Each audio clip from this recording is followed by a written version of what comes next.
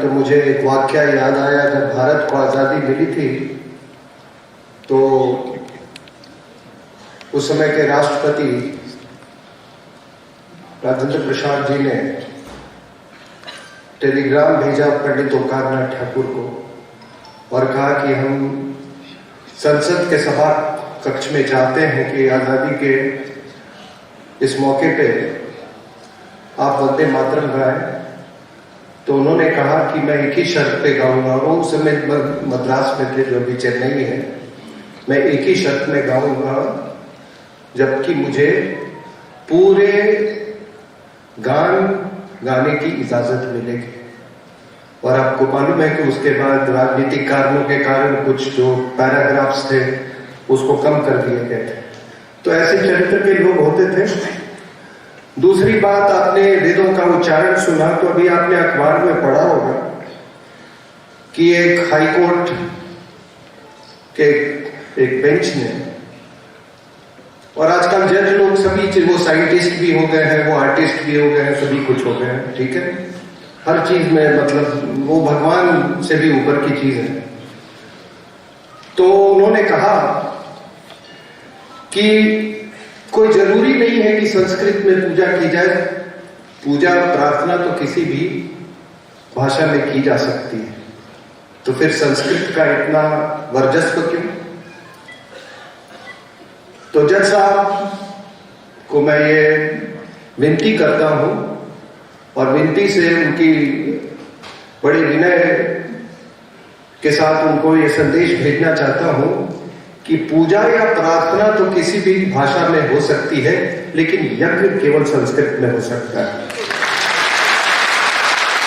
क्योंकि जज साहब ने वो द साइंस ऑफ साउंड, मैं उसकी बारीकियों में मैं नहीं जानना चाहता कि मंत्र कैसे बने और साइंस ऑफ साउंड क्या होता है, लेकिन यज्ञ जो है वो केवल संस्कृत में हो सकता है।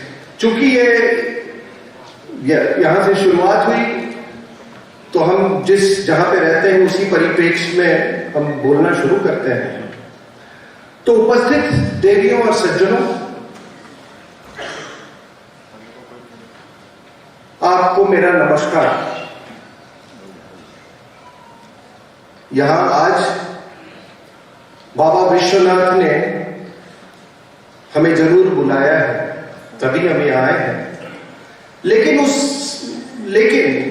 आपके राष्ट्र भक्ति ने या राष्ट्र प्रेम ने और आपके सनातन प्रेम ने इस पुस्तक के विमोचन के लिए इस विशाल सभागृह में हमको आने का मौका दिया।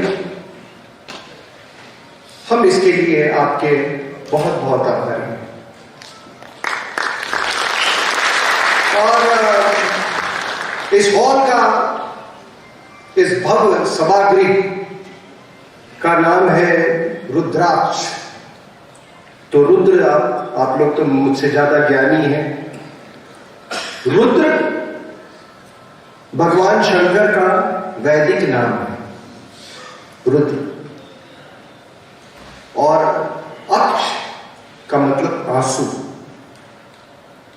तो कहा जाता है कि जब एक बड़े लंबे समय तक के ध्यान से जब निकले भगवान शंकर, तो उनके आंखों से एक बूंद, एक आंसू का गिरा, ए ड्रॉप ऑफ टीयर, और उससे फिर ये रुद्राक्ष पेड़ बना, जो कि हमेशा हरा रहता है।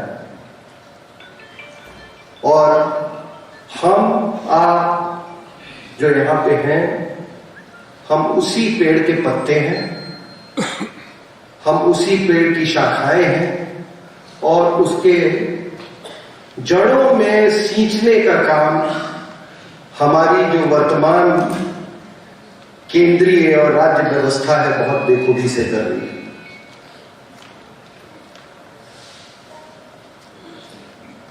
मैं ये भी ठीक समझता हूं कि आपको बता दूं कि यहां से बहुत दूर नहीं, जिस होटल में हम लोग रह रहे हैं वहां पर एक चर्च है और ये चर्च 19वीं सदी की शुरुआत की बनी हुई है। ये चर्च ऑफ इंग्लैंड के द्वारा ये संचालित थी। ये चर्च एक इतिहास का वो मोड़ था, वो 19वीं सदी का शुरुआती मोड़, जब ये जगह जगह पे चर्च बनाए गए। यहाँ पर एक ये सिगरा में चर्च बना, एक गुदुलिया में बना, एक कैंट में बना, ऐसे 3-4 चर्च बने। और उस समय यहाँ की जो मिशनरी जो थी, उसमें एक का नाम था जेम्स कैनेडी, दूसरे का नाम था सम शेरिंग करके, एम.ए. शेरिंग करके था, विलियम बायर। ये 3-4 मिशनरी थे। इन्होंने बिल्कुल युद्ध स्तर पे एक युद्ध छेड़ रखा था हिंदू धर्म के खिलाफ और एक बौद्धिक युद्ध छेड़ रखा था। और उनका कहना था कि अगर हम बनारस पर फतेह पा लेते हैं तो हम पूरे हिंदू धर्म पे फतेह पा लेंगे। अगर हम हिंदू धर्म का ये जननी है, ये रूट है यहाँ पे, अगर हम रूट को ही सुखा देंगे तो हिंदू धर्म सूख जाएगा। लेकिन ऐसा हुआ नहीं।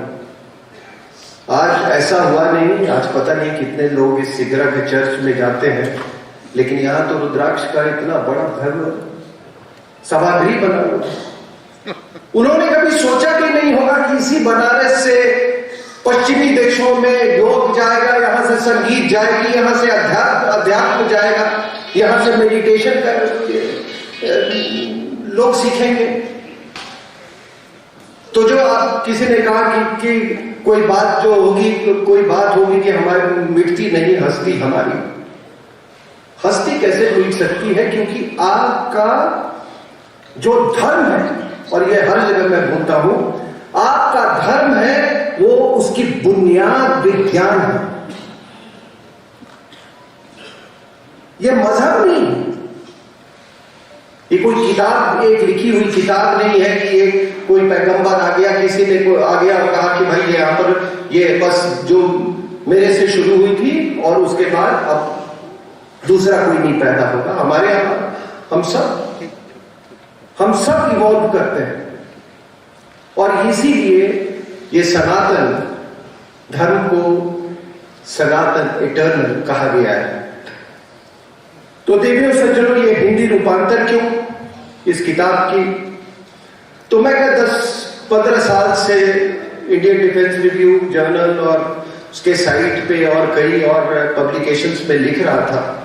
तो ये जितने ये माओवाद और जिहाद की जो बारीकियां हैं, उसकी जो शाखाएं हैं, मैं बड़ा सचेत था उनके प्रति। और जब भी कुछ ऐसी घटना होती थी तो उसका मैं विश्लेषण लिखता था। तो 10-15 साल में काफी कुछ इकट्ठा हो चुका था। तो एक उसकी धारा सी बन रही थी। तो हमने इन सब को इकट्ठा करके हमने सोचा कि इसकी एक किताब बनाई जाए। और हमारे लांसर के यहाँ पे जितेंद्र कालरा साहब हैं। ये आर्टिकल्स तो मैंने लिखे थे, लेकिन ये उन्हीं का आइडिया था। तो अंग्रेजी में किताब छप गई। उसके बाद बहुत पुरजोर मांग आने लगी कि भाई इसको हिंदी में, इसका हिंदी रूपांतर हो। तो रात दिन बैठ के उन्होंने रूपांतर उसका लिखा और हमने इस अंग्रेजी जो इसका वर्जन है उससे कहीं ज्यादा ये हमने 3-4 और नई चीजें लिखी हैं, जिसमें बायोलॉजिकल वॉरफेयर भी शामिल है, लक्षद्वीप के बारे में भी इसमें लिखा गया है। अब आप कहेंगे कि बनारस को, इसके अलावा कि बाबा विश्वनाथ ने हमको बुलाया है, इसके अलावा एक और कारण है। ये लोग ना भूले कि आज से 150 साल पहले वही धरती है जहां पे भारतेंदु हरिश्चंद्र ने वर्नाकुलर नेशनलिज्म का उन्होंने बिगुल फूंका था।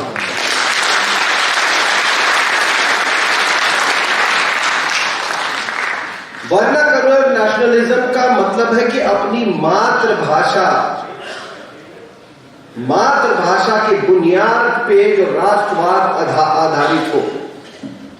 और जब उन्होंने ये राष्ट्रवाद का जब बिगुल पे जब फूंका, तो उस समय हिंदी भाषा को ऑफिशियल रिकॉग्निशन नहीं था। ऑफिशियल रिकॉग्निशन उर्दू भाषा की थी, जो कि लोग हमारे यहां समझते नहीं थे, इसलिए लोगों को कोई नौकरियां नहीं मिलती थी। तो उन्होंने ये पूरा अभियान चलाया। और उस समय मैं आपको बता दूं कि ये नवाबों की भाषा थी, उर्दू भाषा थी। और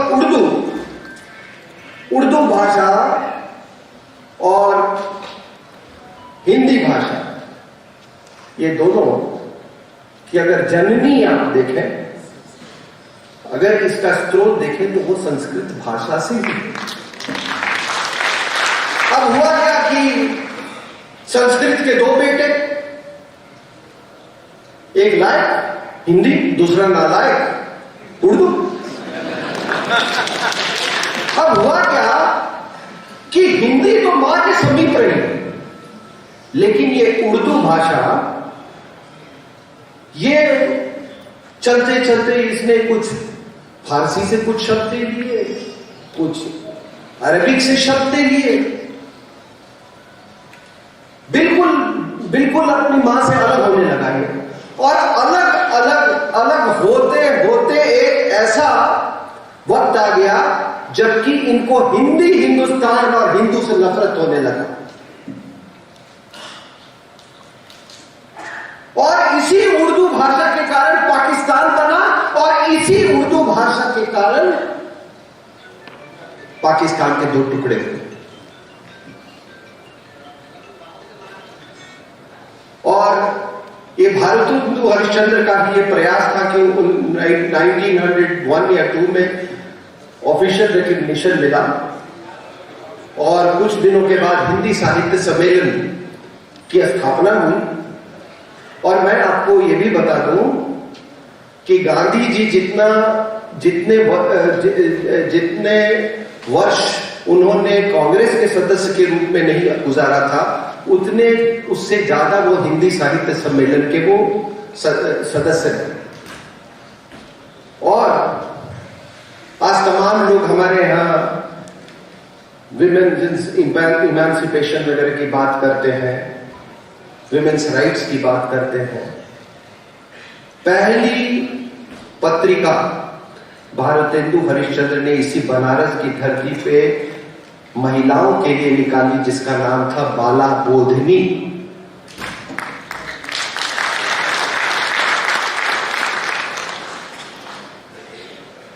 तो ये है क्या देवियों और सज्जनों की एक जिसको हम कहें कि ये सब क्यों हुआ। ये तमाम लोग ह्यूमन राइट्स की बात करते हैं। ह्यूमन राइट्स की जब आप बात करते हैं तो आप फिजिकल वायलेंस की बात करते हैं ज्यादातर से, यानी कि शारीरिक हिंसा कि शारीरिक रूप से आपको कोई प्रताड़ित करे तो उसी को माना जाता है। पश्चिमी देश उसी को मानते हैं ह्यूमन राइट्स वायलेशन। लेकिन जहां सांस्कृतिक रूप से जो उत्पीड़न हो, जहां के मूल निवासियों का नरसंहार हो, उससे बड़ा जेनोसाइड, नरसंहार कोई नहीं हो सकता है। आप किसी आदमी की भाषा ले ले, उसकी आस्था ले ले, उसकी जो पूरी परंपरा ले ले, उससे उसका पूर्वज छीन ले,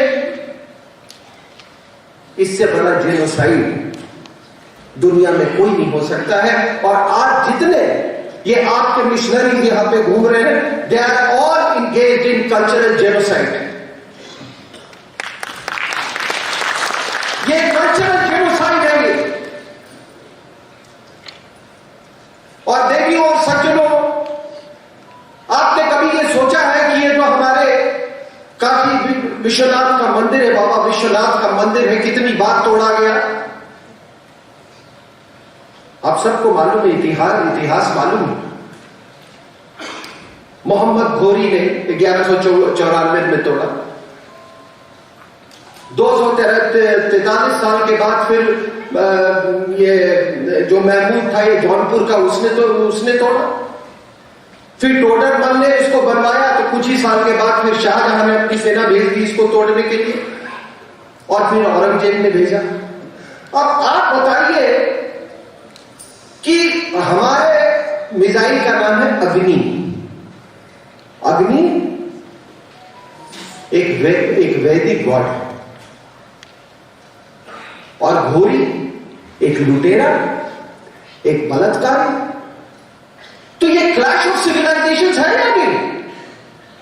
ये संस्कृतियों का युद्ध है या नहीं? और मैं इतने इतिहास में, लेकिन सबसे बड़ी बात है ये समझने की कि आखिर उन्होंने इतनी मशक्कत क्यों की ये बार बार तोड़ने की, ये बाबा विश्वनाथ मंदिर को। इसका कारण दहशतगर्दी, टेररिज्म। आपके जो चीज बहुत अजीज हो, जो आपके दिल के बहुत करीब हो, जिसका वास्ता आपके अस्तित्व से हो, उस चीज को टेरराइज करने से, उसको तोड़ने से पूरा समाज टेरराइज हो जाता है। तो इसीलिए ये जितने इन्वेडर्स आए, from Ghori to Babur to Aurangzeb, they were all terrorist. ये मंदिर यूं ही नहीं तोड़े जाते थे। अब ये इसको टेररिज्म की भाषा में, आपके टेररिज्म की डेफिनेशन में क्यों नहीं इंक्लूड करते भाई? और फिर समय का चक्र चलता है, कई बार तोड़ा गया, कई बार बनाया गया, और उसके बाद एक महिला आई, अहिल्याबाई होलकर। मैं पुष्पेंद्र जी के साथ इंदौर गया था, और होलकर परिवार के लोगों से मिला था, वो वही आयोजक थे, और उन्होंने एक बात कही थी। उन्होंने बात की कि अहिल्याबाई होलकर को शादी में, जब हमारे यहाँ महिलाओं को वो मुंह दिखाई मिलता है, तो उनको शायद कुछ 80 लाख रुपए मिले थे उस समय मुंह दिखाई, जहां तक मुझे याद है। और उस पैसे से उन्होंने गंगोत्री से रामेश्वरम तक और द्वारिका से गया तक सारी मंदिरों का पुनर्निर्माण किया उन्होंने।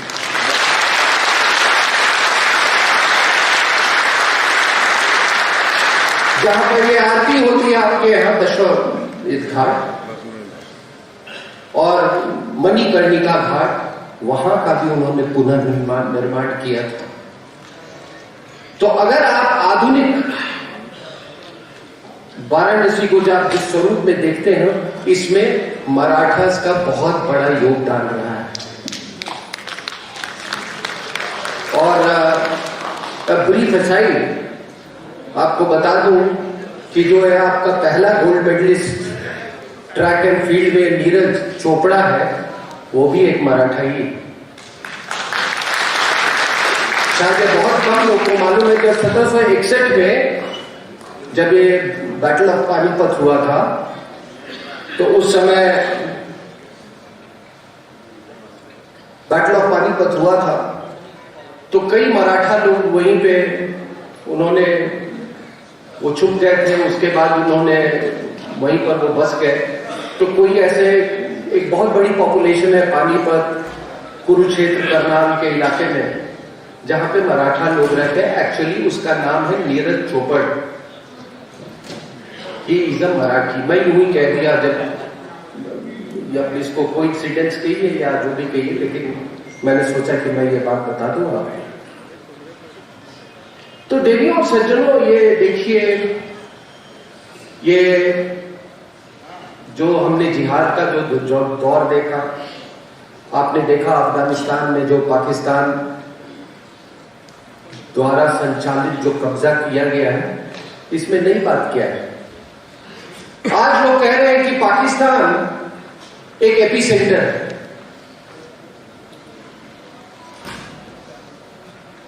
बिल्कुल, मैं बिल्कुल मानता हूं कि पाकिस्तान को अगर आप ध्वस्त कर दें तो आपके 90% प्रॉब्लम्स आपके खत्म हो जाएंगे, जहां तक लेकिन एक बात जरूर याद रखिए और मेरी बात समझने की कोशिश करें। जब पाकिस्तान नहीं था फिर क्यों पार्टीशन हुआ साहब? जब पाकिस्तान नहीं था तब ये खिलाफत मूवमेंट क्यों हुआ? जब पाकिस्तान नहीं था तब शाह वलीउल्लाह ने क्यों अहमद शाह अब्दाली को यहां बुलाया? जब पाकिस्तान नहीं था तब डायरेक्ट एक्शन डे क्यों हुआ? इस पर भी गौर करना चाहिए। तो बीमारी बहुत गहरी है, बीमारी बहुत गहरी है और उसके गहराई में हम जाए।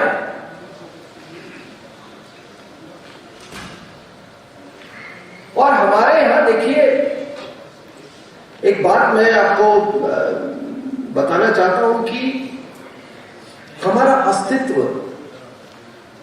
हम केवल एक किताब और उस पर हम निर्भर नहीं हैं। हमारे यहां अस्तित्व, क्रिएशन एंड डिस्ट्रक्शन, ये हमारे दर्शन में है। कहते हैं कि भगवान शंकर, ब्रह्मा जो है वो क्रिएटर है, विष्णु जो है वो पालक है और शंकर जो है प्रलयंकर है। लेकिन he is not a destroyer, वो विध्वंसक नहीं, वो डिस्ट्रक्शन करते हैं क्रिएशन के लिए। आप समझ रहे मेरी बात?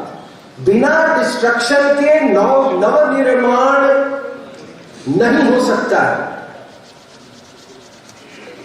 ट्रांसफॉर्मेशन के लिए डिस्ट्रक्शन चाहिए। और इसीलिए अभी जो ये जिस दौर से हम गुजर रहे हैं, ये दौर पुनः निर्माण का, तभी उसी के तहत हम आज आपके सामने बैठे हुए। और इसीलिए शंकर को योग का, साधना का, अध्यात्म का, ज्ञान का प्रतीक समझा जाता है। तो डिस्ट्रक्शन, अब आपको मैं एक बड़ी इंटरेस्टिंग बात बताता हूं, अपनी बात खत्म करूंगा 5 मिनट के अंदर। एक बड़ी अच्छी बात मैं आपको बताता हूं कि साउथ, दक्षिण भारत में महिलाएं जो है वो चावल के पाउडर से वो कोलम बनाती हैं।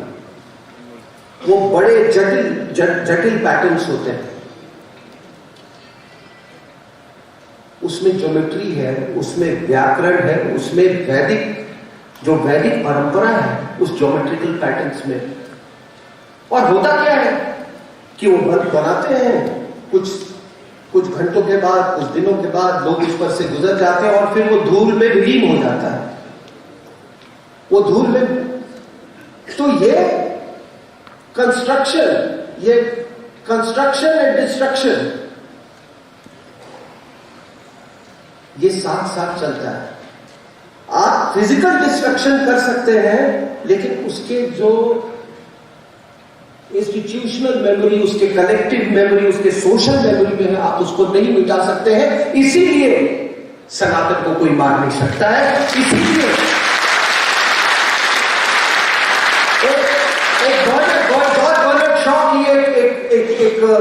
जॉर्ज बर्नार्ड शॉ की एक कोई प्ले है, जॉन पूछता है कि इंग्लिश में कि should in every age Jesus be born to redeem the people? क्या हर युग में जीसस की जरूरत होगी जो कि लोगों का उद्धार करेगा? हमारे यहां ऐसे लोगों की कोई जरूरत नहीं है, क्योंकि हम लोग सब वैज्ञानिक लोग, हम खुद ही क्रिएट करते हैं, हम खुद ही डिस्ट्रॉय करते हैं। मैं बिहार का रहने वाला हूं और आप सब लोगों ने मधुबनी पेंटिंग्स के बारे में सुना होगा। 14वीं शताब्दी में दीवारों पे, फर्श पे महिलाएं दुर्गा, शिव, राम, हनुमान की वेजिटेबल पेंट से, कच्चे पेंट से वो तस्वीरें बनाती थी। वो धुल जाता था और यही परंपरा थी, वो धुलने के लिए बनाते थे, फिर क्रिएट करते थे उसको। उसको फिर क्रिएट करते थे। तो 1934 में आपको मालूम है एक बहुत बड़ा भूकंप आया था। एक विलियम आर्चर थे उस समय, तो वो अपनी पत्नी के साथ गए। जब उन्होंने इसकी खूबसूरती देखी तब उन्होंने दुनिया भर में उसकी बड़ी पब्लिसिटी की। और बाद में जब ये आपका 67-68 में ये बहुत बड़ा सूखा पड़ा था, तो उस समय एक कोई कुलकर्णी साहब थे, उन्होंने महिलाओं को बोला कि आप कार्ड बनाइए, इससे हम पैसा जनरेट करेंगे और आपकी मदद। तो ये क्रिएशन एंड डिस्ट्रक्शन, इसको आप समझें। और आखिरी में देवियों और सज्जनों, ये पुस्तक जो मैंने 15-20 साल में जो मैंने इनकी शाखाएं देखी माओवाद की, जो इसकी रूपरेखा देखी, बदलती रूपरेखा देखी, जो इसकी धाराएं देखी, जो चर्च के षड्यंत्र का मुझे जो भी देखने को मिला, ये सारी चीजें यही इस किताब में है। वो 73 सीआरपीएफ सोल्जर्स का नरसंहार, वो भी मैंने देखा लिखा है। जवाहरलाल नेहरू यूनिवर्सिटी के गंगा ढाबा में इस नरसंहार के बाद उनका जश्न मनाना, वो भी मैंने इसमें इस बुक में है। मैंने वो भी देखा जब महेंद्र कर्मा के शरीर को छलनी किया गया था और माओवादी महिलाएं उस खून से लथपथ लाश के चारों तरफ वो नाच रही थी। मैंने वो भी देखा जब विनायक सेन को चर्च के कहने पर विदेशी महिला ने पूरी यूरोपियन कमीशन टीम को उसकी न्यायिक प्रक्रिया को पर प्रेशर डालने के लिए पूरी यूरोपियन कमीशन की टीम को बुला लिया। मैंने वो भी देखा, ये मैं जो बहती हुई धारा की बात कर रहा हूं, मैंने वो भी देखा कि ये विदेशी महिला ने अपने इलेक्शन में, छत्तीसगढ़ के इलेक्शन में, उसके पार्टी का जो यहाँ का मुखिया था, उसने कहा कि ये माओवादी क्रांतिकारी है, यानी कि उसने सर्टिफिकेट दे दिया कि महेंद्र कर्मा और बीसी शुक्ला का खून कोई वो क्रांतिकारी गतिविधि थी। मैंने ये भी देखा कि उसकी पुत्री ने यूपी में जितने अपने पार्टी में छठे हुए माओवादियों को उसने रखे हुए हैं, मैंने ये भी देखा कि उसके पुत्र ने टुकड़े टुकड़े गैंग के साथ जब वो वहां उनसे कंधे से कंधा मिलाने गया था, भारत तेरे टुकड़े होंगे इंशाअल्लाह इंशाअल्लाह। मैंने ये भी देखा जब उसने, इस नालायक ने डोकलम क्राइसिस में छुपते छुपते ये चाइना का दूतावास में गया। मैंने ये भी देखा कि जब इस विदेशी महिला ने चाइना के साथ एमओयू साइन किया। मैंने शाहीन बाग भी देखा, मैंने अंकित शर्मा भी देखा। तो ये सारी जो मैंने शाखाएं और धाराएं और ये जो परिवर्तन जो देखने को मिला, ये सारी मैंने इस पुस्तक में मैंने डाली है और आप पढ़ेंगे तो अच्छा लगेगा।